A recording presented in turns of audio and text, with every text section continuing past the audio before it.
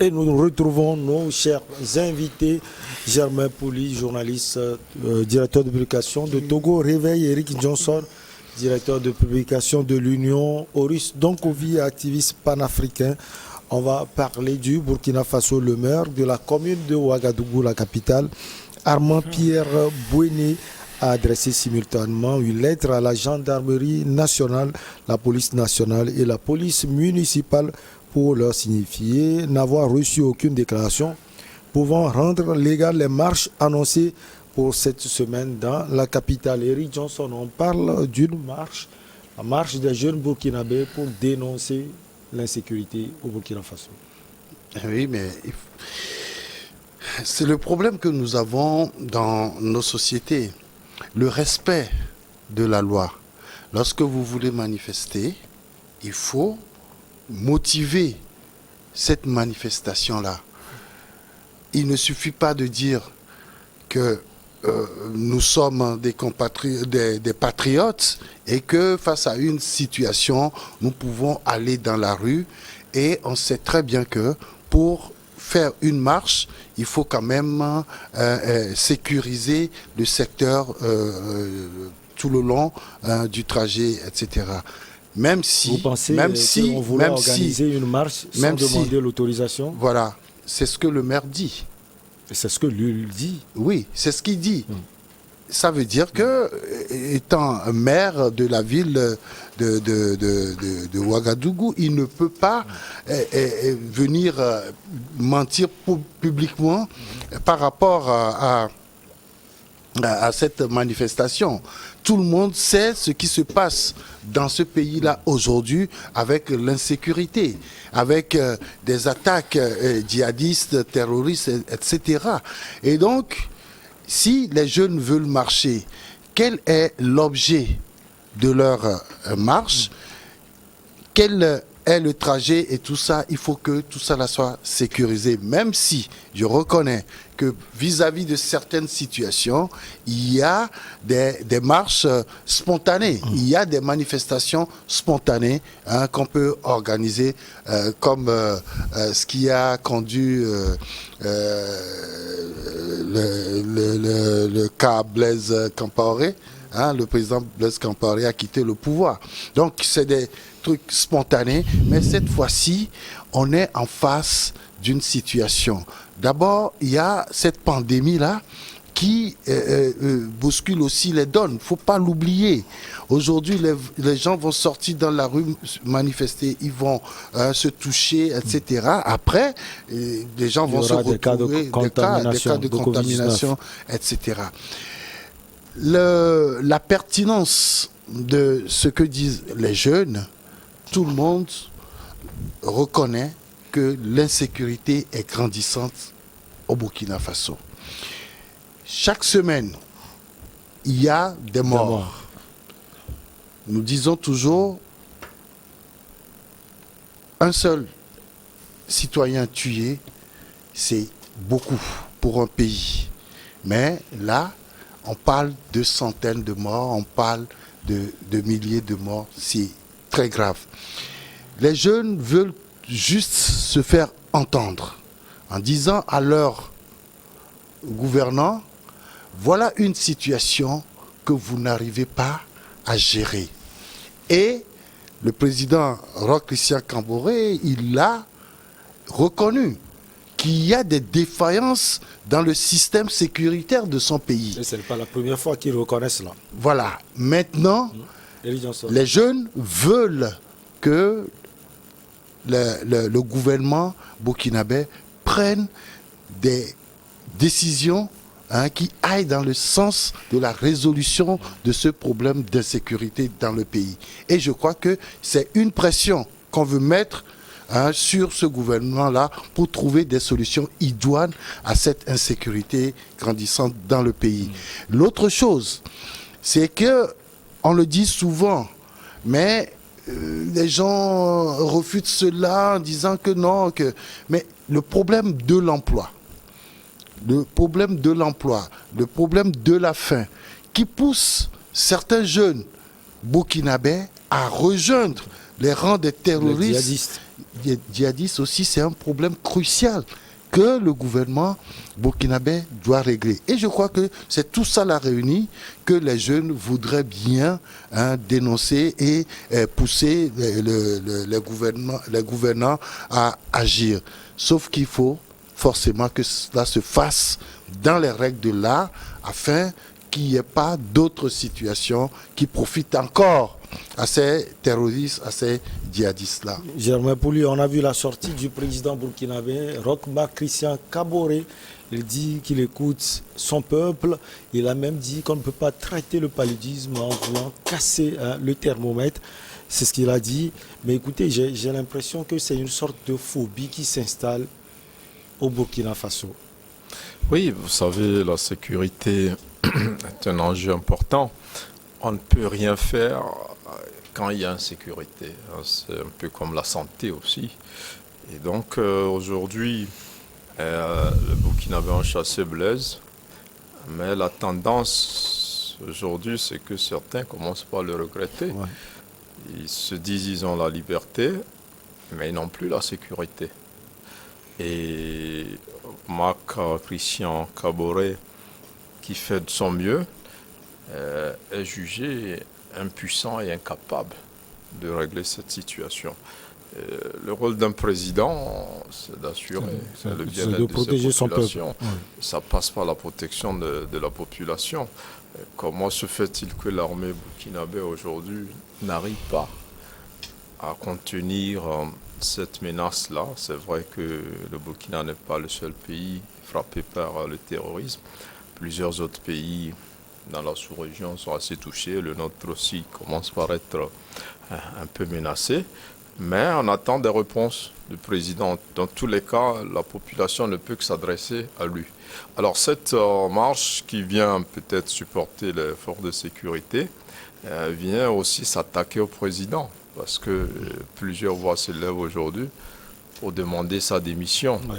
Parce que depuis qu'il est là, il n'a pas pu apporter de solution. Les gens se disent qu'il n'a qu'à partir et que quelqu'un qui est capable de régler le problème vienne. Alors les jeunes veulent manifester, mais ce qu'on craint, c'est que les manifestations ne débouchent sur le départ du président et ne créent une autre situation.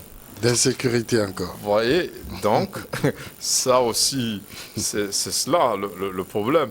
Et donc, le maire, c'est vrai, pour revenir à lui, sans parler de sa casquette politique, on peut dire qu'il est légaliste d'abord dans un premier temps, parce que vous ne pouvez pas, dans la plupart de nos lois, faire une manifestation publique sans envoyer une lettre d'information au maire, soit sur le plan national au ministre de l'Intérieur ou de l'administration territoriale. Si le maire dit qu'il n'a pas reçu, ça veut dire que c'est une manifestation illégale. On ne sait pas qui l'organise, on ne sait pas d'où ça part. Il faut informer le maire. L'autorisation peut être envoyée, mais peut-être qu'elle n'a pas reçu. Ça aussi, c'est un autre débat. Oui, bon, il y a des débats qui, certains prétendent que la lettre a été envoyée, qu'elle n'a pas reçue. Mais la loi précise aussi, quand un maire refuse une manifestation, vous pouvez attaquer sa décision. Et il y a une procédure d'urgence au niveau de la justice pour que la justice dise au maire qu'il n'a pas le droit.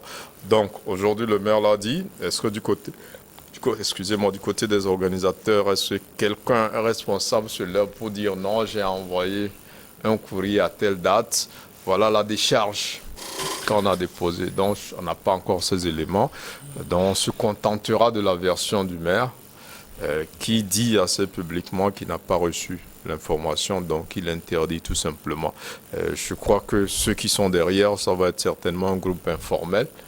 Ils n'ont qu'à se structurer et faire une demande dans les normes et avoir cette manifestation. Mais je pense aussi, comme l'a dit Eric, l'heure n'est pas aux manifestations. L'heure est plutôt une union sacrée. C'est vrai que les gens sont totalement déçus quand on a vu les dernières tueries des forces de sécurité. Des gens qui sont restés au poste sans rien manger pendant plusieurs jours. Ils sont attaqués finalement et tués. Et les populations ont le droit de demander que cette situation soit corrigée, au cas échéant que celui qui dirige le pays et qui est incapable de le faire, ça s'en aille. Mais le temps n'est plus vraiment aux manifestations, parce que les mêmes manifestations peuvent être source d'insécurité, au-delà du risque politique qu'elle puisse emporter éventuellement le président. Mais elle peut porter en elle-même aussi une source d'insécurité pour les manifestants. Et puis il y en a qui ne veulent pas manifester.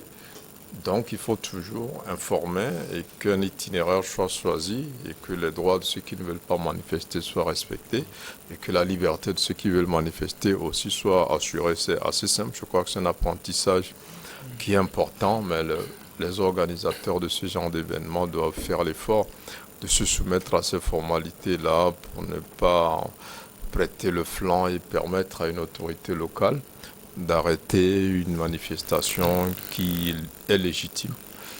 Alors, parlant des propos du président burkinabé, il a parlé de fièvre et non de paludisme. Il faut bien rapporter les propos du président. Alors, Auris Donkovi, je parlais de phobie également du gouvernement face à ces manifestations. Parce qu'on se souvient de la récente, les jeunes sont sortis pour carrément dire au président de partir.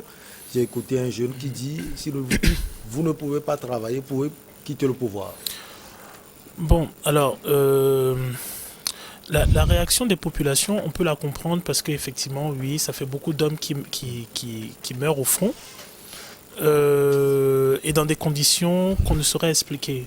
C'est terrible d'apprendre à des familles, et non pas seulement à sa population, que des hommes sont partis au front, sont restés sans manger, sans être ravitaillés, et qu'ils étaient obligés de sortir du camp, aller chasser, au point de se faire massacrer à la suite.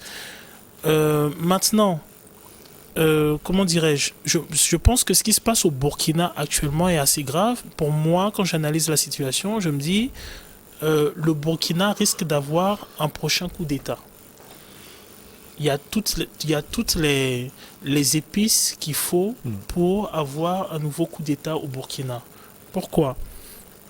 Parce que manifestement, le président Kaboré n'est pas l'homme de la situation. Ouais. Il faut faire attention.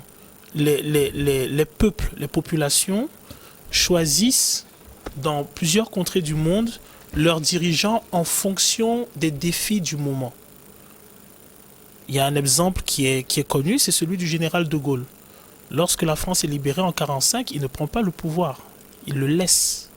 Mais il est rappelé aux affaires, je pense, dans les années 58, parce qu'il y a le problème algérien qui commence à se faire oppressant, et qu'il faut régler les questions coloniales, les questions d'économie, et ainsi de suite. Et il va rester aux affaires, je pense, jusqu'en 69, où il est chassé par la même population, beaucoup plus jeune, qui trouve que, voilà, il faut passer à autre chose.